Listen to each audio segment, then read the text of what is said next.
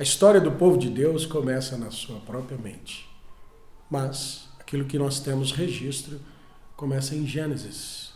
E é isso que a mocidade de Belo Horizonte procurou fazer. Uma pesquisa desde Gênesis até o milênio, para que você possa acompanhar conosco esse trabalho.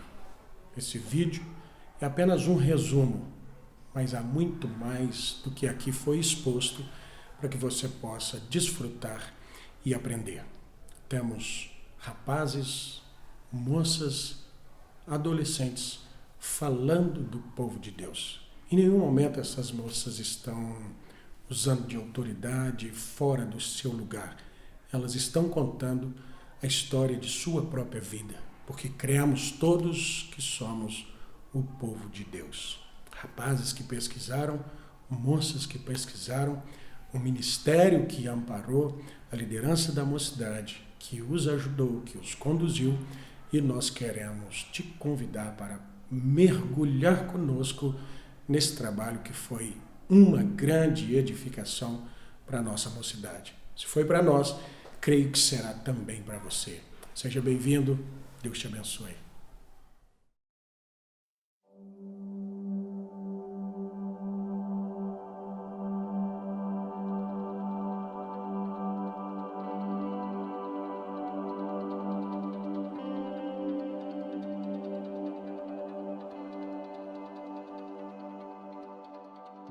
A partir do momento que conhecemos a biografia de uma pessoa, uma família ou um povo, dedicamos mais respeito, reconhecimento e maior crédito a ele. Há um conteúdo sólido por detrás de cada história que sustenta a vida de alguém, e essa história apresenta seu desenvolvimento ao longo dos anos, fazendo com que se mantenha firme, mesmo diante de qualquer intempérie encontrada, sendo assim, jamais esquecida. Com base nisso, a mocidade, assim está escrito, foi atrás da história mais importante da vida de qualquer cristão, a história do povo de Deus. E agora, chegam ao fim desse trabalho com um resultado plenamente satisfatório, porque o conteúdo apresentado trouxe edificação para o conhecimento de cada um que o ouviu.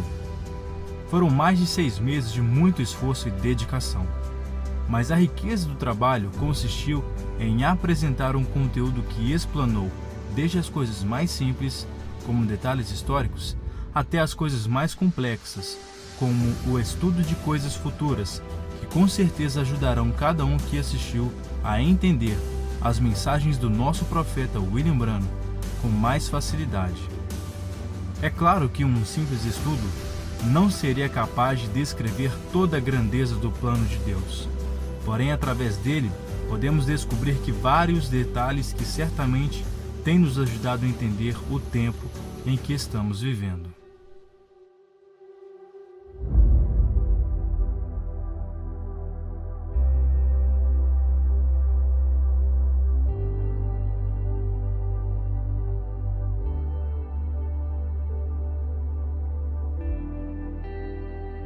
A criação do mundo nos mostrou que o primeiro dia da Terra, no qual Deus criou os céus e a Terra, na verdade, não foi de maneira nenhuma o início de tudo.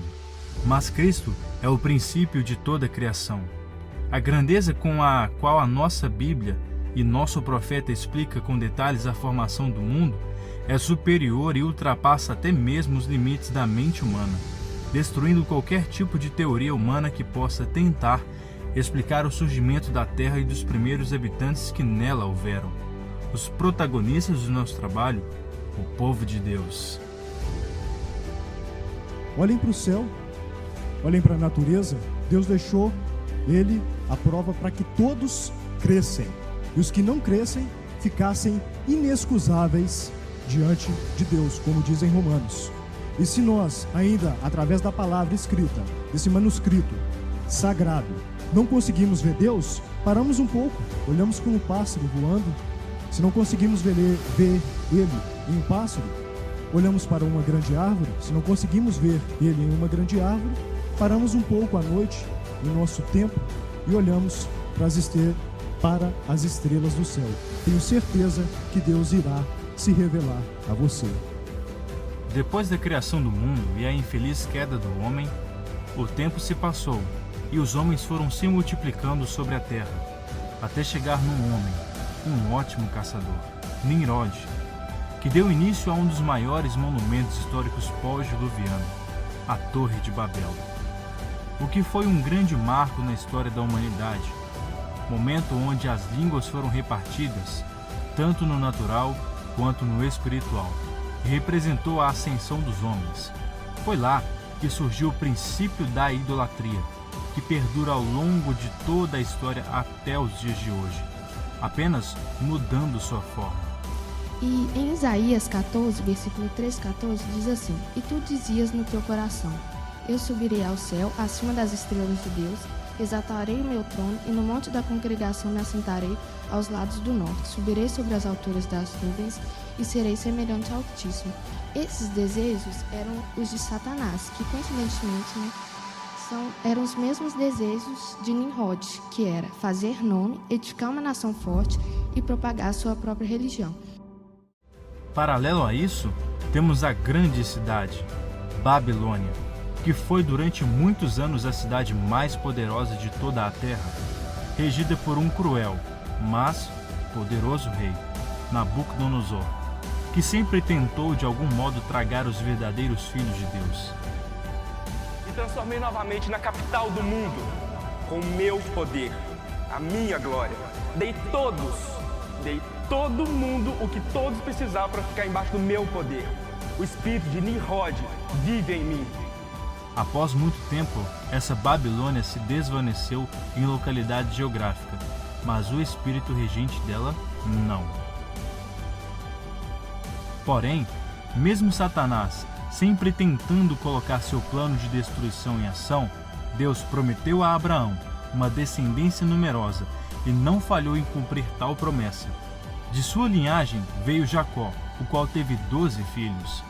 Aqui no ombro, vocês podem ver que tem 2 pedras, uma em cada ombro, e nessas pedras ficavam gravados os nomes dos filhos de Jacó. Então ficava 6 nomes de um lado e 6 de outro. E aqui no peitoral tem 12 pedras.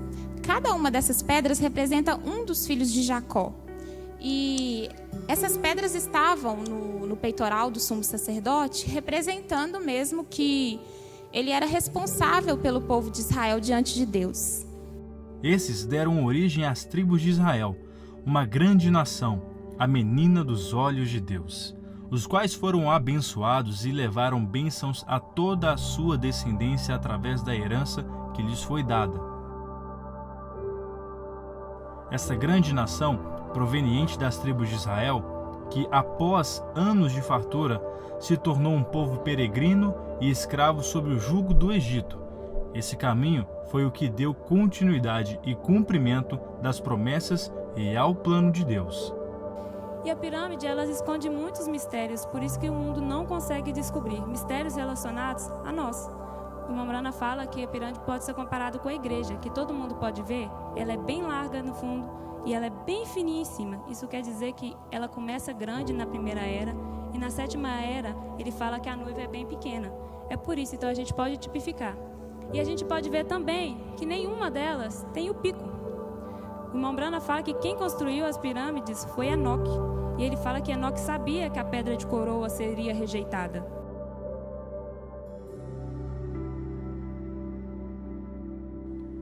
Como Deus nunca, jamais desamparou o seu povo, ele levantou um profeta, Moisés, para tirar seu povo da servidão do Egito e levá-lo a uma terra que manava leite e mel. Como Deus sempre teve necessidade de comunhão com seus filhos, ele usou para habitar entre os homens santuários terrenos, e esses foram tabernáculos e templos. Você é o templo hoje, um templo espiritual, e o natural tipifica o espiritual. Então deixe-nos explicar um pouco do natural para você aperfeiçoar o seu espiritual. Templo é local de adoração, e Deus sempre teve necessidade de ser adorado. Desde o início, com Adão e Eva, ele descia e era adorado por eles. Mas eles pecaram e ele vem trabalhando através de tabernáculo e de templo. E hoje, através de você. Nós falaremos apenas de sombras, mas você é a imagem exata. Deus, de maneira nenhuma, faz nada por acaso. Quando ele decidiu que usaria seu servo Moisés para expressar a sua vontade a seu povo, ele estava estabelecendo um padrão. Ele sempre se manifestaria através de seus profetas, os quais podemos encontrar espalhados por todo o Velho Testamento, guiando o povo de Deus. Certamente o Senhor Jeová não fará coisa alguma sem ter revelado o seu segredo aos seus servos, os profetas. Bom, o profeta Samuel, assim como Moisés, foram os dois profetas, foram considerados dois dos maiores profetas do Velho Testamento. Por quê? Moisés, por ter constituído formalmente uma nação, estabelecendo leis ali e guiando o povo, e Samuel por ter instituído um reino. Por que um reino? Se vocês observarem, foi através do profeta Samuel, ali depois dele, né, cronologicamente, que reis vieram a reinar. Nós podemos observar até que ele ungiu ali, né, Saul, mas também ungiu Davi, que foi o homem segundo o coração de Deus, que foi o tipo de Cristo. Então ele estabeleceu um reino. Todos esses profetas apontavam e revelavam coisas sobrenaturais que aconteceriam nos tempos que viriam, e muitos deles falaram da vinda do Messias, aguardada por muitos, mas que na verdade foi reconhecida por poucos. Deus, em sua plenitude, em carne humana, Jesus, foi traído e morto por seus irmãos. Para quê? Para salvar um povo que estava em plena ascensão naquele tempo, os gentios. Quando a gente sair daqui, a gente saber que Ele morreu por nós, aquele Calvário foi por nós. Gostaria de ler algumas palavras para vocês. E numa dessas manhãs, quando você ouvir alguém cantando, sublime graça, quão doce som, quando você estiver realmente atravessando o rio, você sabe, ao chegar ali e voltar a ser um jovem e uma jovem, encontrando com todos os seus jovens parentes. Ali, você sabe, e os seus amados, seu pai, sua mãe, estreitando as mãos com eles, dizendo: ó mãe, é tão bom vê-la novamente. Bem, veja ali, lá vem o irmão. Bem, veja aqui, não estamos tendo um bom tempo? E do outro lado da colina, ali, em algum lugar, você vai ouvir alguém cantando: sublime graça, quão doce é, o que salvou um perdido como eu. Corra ao topo da colina e olhe. Quando você vir aquela cabana ali do outro lado do canto, o irmão Brana estará lá de pé te esperando. Esse sacrifício que a gente falou, essa espera, ela não foi em vão. Aquilo lá teve um significado e aquilo vale muito para nós. Foi aquilo que nos coloca na eternidade. É aquele plano de redenção que se discorreu durante toda a história que vai nos colocar lá.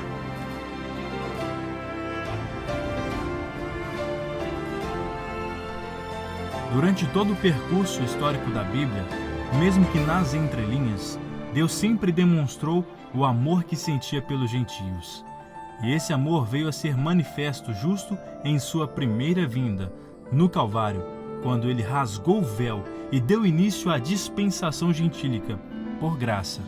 Os povos gentios eram povos e são povos que adoravam deuses estranhos, ou seja, que não adoram o nosso Deus. Então, o que é a dispensação gentílica? Dispensação gentílica é um período de tempo que Deus tira para trabalhar com o povo. A igreja primitiva foi o primeiro ajuntamento, a primeira igreja gentia, um ajuntamento mútuo que gerou o modelo de um viver constante na presença de Deus, mesmo diante de grandiosos e fatais desafios. Pois, quanto mais se apertava os cristãos, mais eles davam de si. Entregavam suas próprias vidas por amor àquele que primeiro entregou sua vida pela própria igreja. Se nós fôssemos explorar a igreja primitiva igual o irmão Brana explorou, seria mais do que suficiente para nós escaparmos da morte, porque lá tem tudo que nós precisamos. Mais tarde, surgia no meio do povo de Deus mais um marco na história: Roma e o Concílio de Nicéia. Foi um divisor de águas para a igreja, pois ali o Espírito da Trindade tomou o corpo para combater e perseguir a verdadeira vinha, quase conseguindo extinguir a semente eleita, mas Deus tinha um propósito que Satanás não pôde impedir. Esse propósito foi o que possibilitou o nascimento de um homem, na Alemanha, em 1483, Martim Lutero, que se tornou uma das figuras mais influentes na história cristã. Quando começou a Reforma Protestante no século XVI, ele estabeleceu alguns dos princípios básicos do catolicismo romano, e seus seguidores logo se separaram da Igreja Católica para começarem a tradição protestante. Ele tinha uma alma sensível e uma grande dificuldade de lidar com a culpa de seus pecados em sua consciência. Tinha um medo intenso de Deus e do inferno, até que algo lhe chamou a atenção. Enquanto estudava o livro de Romanos, o justo viverá pela fé. Com essa doutrina, se convenceu de que a Bíblia deveria ser a base da vida religiosa e que deveria estar ao alcance de todos. Sendo assim, se tornou o fundamento teológico do protestantismo. Eu nunca concordei que se comprasse lotes no céu ou que se pagasse a padres para se receber o perdão. Eu sempre criei que para se ter o perdão, o indivíduo ele teria que ter uma experiência e um arrependimento e mudança de hábito e não uma negociação para se alcançar o perdão. Martim Lutero iniciou a Reforma Protestante, que deu início à restauração da árvore noiva, sendo esta uma promessa feita pelo próprio Deus, em Joel capítulo 2, versículo 25. E restituir-vos-ei os anos consumidos pelo gafanhoto, a locusta, o pulgão e a lagarta, o meu grande exército que enviei contra vós. E comereis abundantemente, e o meu povo nunca mais será envergonhado. Então foi a partir daí que a Reforma Protestante começou. E ela começou na Alemanha, só que ela se propagou, ela foi para vários lugares. Após esta mensagem de justificação, John Wesley foi predestinado para trazer a segunda etapa da graça, a santificação, sem a qual ninguém verá a Deus. Sua mensagem enfatizou que a conversão tira o cristão do mundo, mas que o alvo principal naquele tempo era santificar-se, porque era isso que tiraria o mundo do cristão. Mal sabiam eles que aquele país seria o berço do reavivamento wesleyano. Ali nasceria o 6º mensageiro da era de Filadélfia, trazendo a santificação, segunda etapa da graça. Logo mais tarde, o reavivamento da Rua Azusa mostrou algo muito além de falar em línguas. Este reavivamento constituiu em vidas entregues, que se esqueceram do contexto social e racial da época. Eles dedicaram todo o seu tempo para obter mais do Espírito Santo e seus dons. Como resultado, eles foram os genuínos pentecostais. Se o William Seymour, naquela época, ele abandonava tudo e entrava no jejum de 10 dias para obter os dons, o que nós, que temos o verdadeiro batismo com o Espírito Santo, não devemos fazer. Então, a mensagem que nós queremos deixar para vocês é que o que a gente tem hoje é muito maior do que eles já pensaram em ter.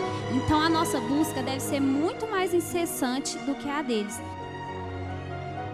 Mas em meio a este glorioso poder enviado de Deus por meio dos reavivamentos, onde ainda existia um povo que deveria pagar um preço de suas gerações passadas, o preço por ter crucificado a Cristo e por perseguir a palavra. Por 6 anos de conflito, muito foi escondido aos olhos do mundo pelo nazismo. O povo judeu não somente teve de proteger-se das atrocidades da Segunda Guerra Mundial, mas também foi culpado das derrotas da Alemanha. Pagaram o preço de Deus e a injustiça dos homens. Assim como Deus endureceu o coração de Faraó no início de nossa história, ele endureceu o coração de Hitler, Stalin e Mussolini para perseguirem um povo que, mesmo com um genocídio, encontraram forças para buscar a terra prometida, um lugar que não houvesse discriminação, a busca pelo Estado de Israel e pelo seu Messias.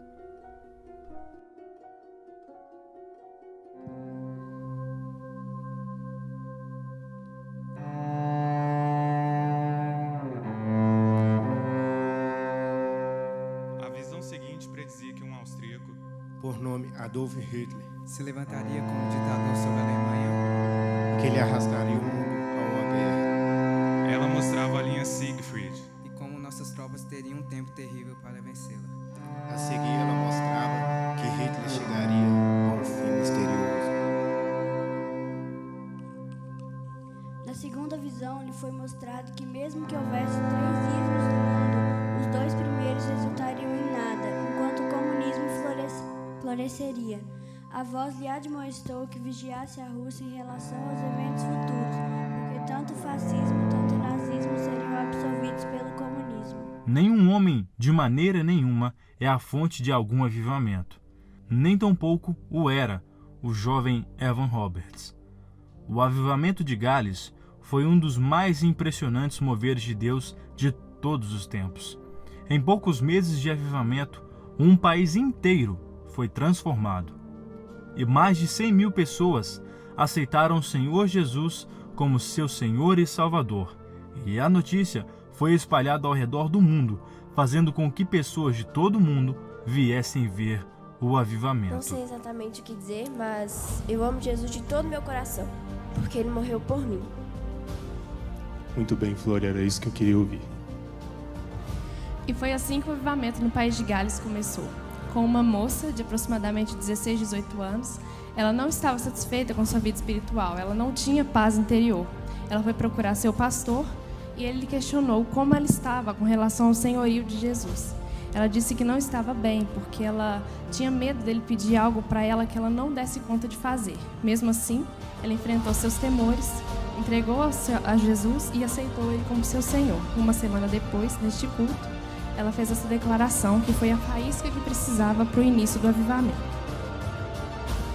Após tantos avivamentos que aconteceram pelo mundo, vem para o povo de Deus uma porção maior. Não um avivamentalista, não um reformador, mas um mensageiro restaurador. William Marion Branham, o último mensageiro, um profeta enviado por Deus. Foi o 7º anjo que viria para revelar todos os mistérios de Deus ao seu povo, trazendo assim a restauração da árvore noiva, restaurando a fé da igreja de volta à fé apostólica, preparando-a para ser raptada. Sua mensagem teve início nos Estados Unidos, porém, depois de vários anos, os povos de diversos países receberam o vibrar desta mensagem em suas próprias línguas. Então a gente recorda de Malaquias 4, versos 5 e 6, que diz que eis que nos últimos dias eu enviarei o profeta Elias para que venha e converta o coração dos pais aos filhos e dos filhos aos pais, para que eu não venha e fira a terra com maldição. A gente percebe então que esse versículo ele tem um duplo propósito. Primeiro, converter o coração dos pais aos filhos. Segundo, o coração dos filhos aos pais. Lá em Lucas, a gente percebeu que esse primeiro propósito foi cumprido por João Batista. Então, haveria de haver outro Elias no fim dos tempos para cumprir o segundo propósito, que é converter o coração dos filhos aos pais. Então, a gente considera a segunda parte do que a voz disse. Tu e tua mensagem são enviados para precursar a segunda vinda de Cristo. Através das ondas do rádio, a mensagem do profeta William Branham se propagou pelo Brasil. E com a ajuda de pioneiros e ministros esforçados, a mensagem pôde chegar a cada um de nossos lares, mais tarde, em forma de mensagens, exatamente como as temos hoje. Bom, mas na verdade, como foi que tudo começou? Como eu disse, foi um sinal de Deus, foi uma profecia que foi dada. Essa profecia ela foi dada através de uma irmã. Ela estava ali no Tabernáculo Vida, do irmão Jack Moore, em Shreveport, Louisiana, ali no sul dos Estados Unidos. Essa profecia determinava como a mensagem viria para o Brasil, como ela seria anunciada e também ela não viria de uma forma simples, sem nenhum impedimento. Satanás, através de perigos, através de tentações, iria tentar barrar com que a mensagem não chegasse ao Brasil. Mas por predestinação de Deus, e nós sabemos pela preeminência dele, cada eleito que nasceria, que fosse dessa nação, teria que receber essa mensagem. E foi assim que aconteceu. Essa profecia, ela determinou então como a mensagem viria para o Brasil, e através desta profecia, em 1960, então começaria aqui os eleitos de Cristo a se manifestar nesta nação. Mas na profecia que anunciava a chegada dessa gloriosa mensagem no Brasil, era prometido um vibrar. mas um revibrar da palavra. O que seria isso? Nada menos que a abertura da palavra. Ela é a revelação que nos permite desfrutar de todas as promessas que a Bíblia carrega em si. Principalmente a maior delas, que é o arrebatamento, descrito em 1 aos Tessalonicenses capítulo 4, versículo 16. O processo de disseminação da abertura da palavra, iniciado e divulgado por diversos homens de Deus, é poder enxergar que toda a história do povo de Deus culmina e tem o seu ápice no tempo em que estamos vivendo, que é quando o próprio Deus desce para habitar em seu povo, começando assim a finalização do seu plano de redenção. Desde o princípio, as profecias de Deus vêm se cumprindo, e hoje, através dos sinais nos céus e na terra, vemos o fim dos tempos para o mundo. O tempo da ira de Deus cair sobre essa terra está à mão. Essa taça da ira está se enchendo desde o princípio, mas Deus, por sua longanimidade, ainda não a derramou. Mas quando essa taça estiver cheia e se derramar, a terra passará por um tempo terrível, no qual nunca houve na face da terra e nunca mais haverá. Será um tempo de grande tribulação. Deus destruirá este mundo pecaminoso, o purificará e o preparará para que um povo puro e santo habite nele. O que dá o pontapé inicial do período da tribulação é justamente o rapto e o sexto selo. Assim que o rapto acontece, se inicia esse período da grande tribulação. E sempre que um selo se abre, uma taça é derramada e vem uma destruição. E assim que o sexto selo é aberto, ocorre um grande terremoto e se inicia o período da grande tribulação, o tempo de destruição. Para viver o futuro que Deus preparou para seus filhos, você precisa nascer de novo. A maioria das pessoas estão vivendo como eles desejam viver, devido ao fato de não acreditarem na palavra de Deus e por não poderem ter algo a mais do que eles têm agora. Eles não rendem suas vidas completamente a Cristo, vivendo uma vida de altos e baixos. Sempre há um caminho a seguir, há um preço a ser pago, há um novo nascimento. Mesmo fazendo estudos, compilados e textos para entender a história do povo de Deus, não é possível esgotá-la ou percorrê-la por inteiro a ponto de saber, conhecer e entender todos os mistérios e pormenores contidos nela. Somente naquele glorioso dia eterno, depois que o rapto se der, é que entenderemos e teremos o conhecimento pleno de quem é Jesus Cristo, e este manifestado através de toda a eternidade em seu povo, o povo de Deus.